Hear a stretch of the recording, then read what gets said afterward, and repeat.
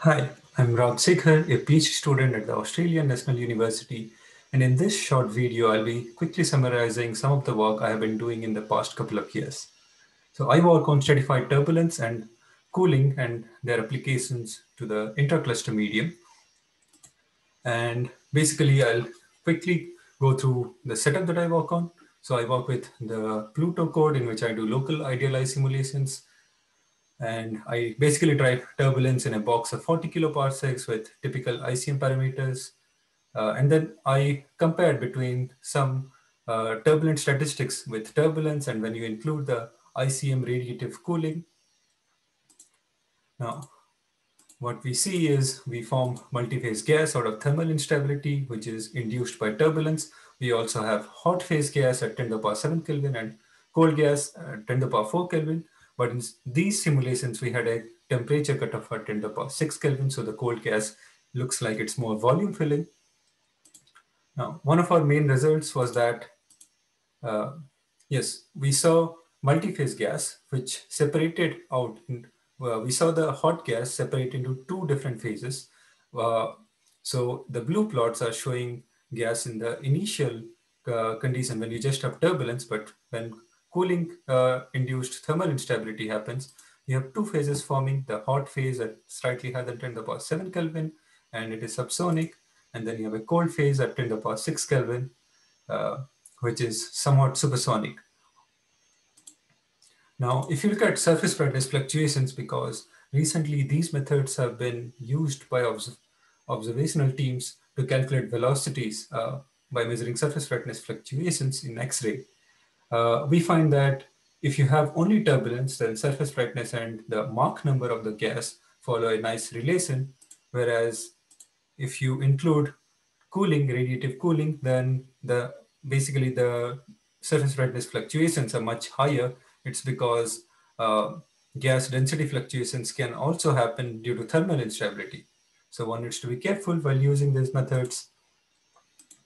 Now, another thing we are trying to find is try match the gas velocities, turbulent gas velocities with Hitomi measured gas velocities.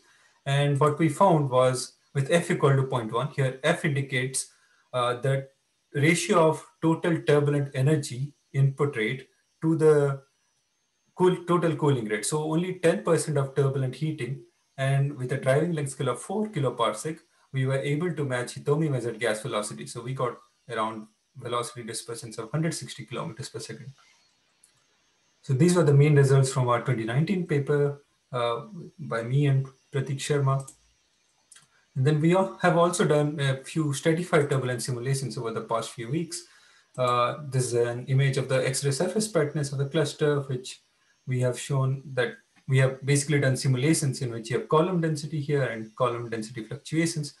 And we basically try to get some observables and an idea of how these depend. They depend on stratified turbulence parameters.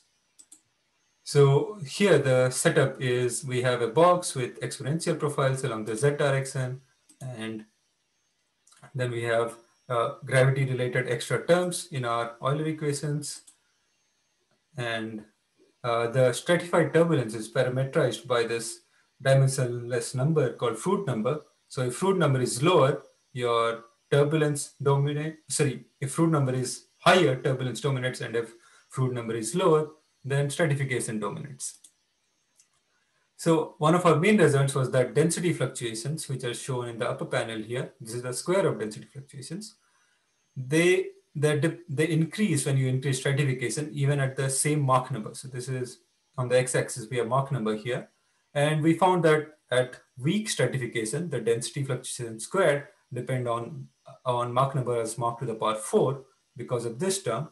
And at strong stratification, they depend on Mach number as Mach number squared, which is from this term. So you see the scaling changes from this to this, whereas pressure fluctuations, which can be proved by thermal SG effect, they are always varying as Mach to the power 4, and all these different stratification lines, they all are described by this fitting relation really well.